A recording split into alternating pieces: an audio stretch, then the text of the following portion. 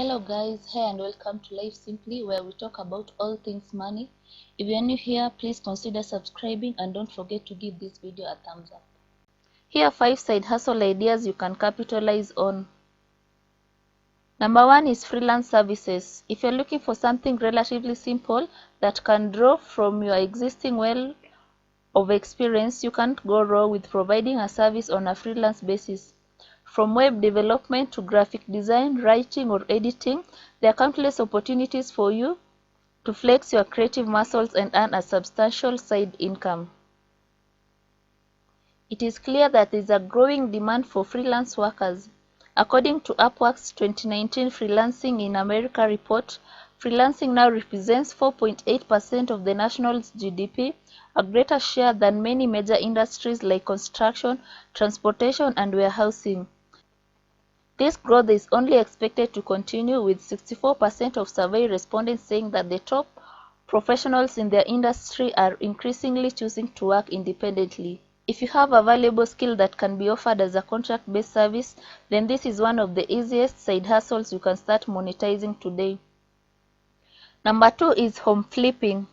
Those interested in this side hustle opportunity don't need to strive for becoming the next biggest house flipper.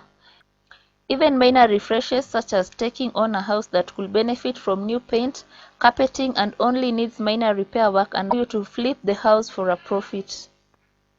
Number 3 is affiliate marketing. Even major news sites, especially those that provide product reviews or news about product sales, are now generating much of their revenue from affiliate marketing. The reason for affiliate marketing rising dominance is because of its effectiveness. Authentic mentions for products you've actually tried out yourself will help you create a better content and appeal to your target audience. Number 4 is real estate wholesaling. For those who are interested in testing out a real estate side hustle but don't feel like they have the time or financial resources to commit flipping homes, wholesaling could be a viable alternative that doesn't involve actually purchasing a home yourself. Wholesaling is a great opportunity for sales-minded individuals. Rather than investing in the housing market yourself, you assist investors by finding great deals, by networking with several investors and doing your due diligence to find quality deals. You can earn a steady profit through referral fees on closed deals. Number 5 is bookkeeping. Some believe that in order to be a successful side hustler, you need to be full of creative ideas.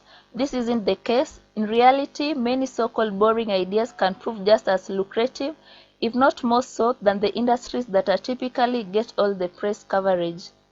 Providing bookkeeping services is a great opportunity for financially minded individuals with strong organizational skills.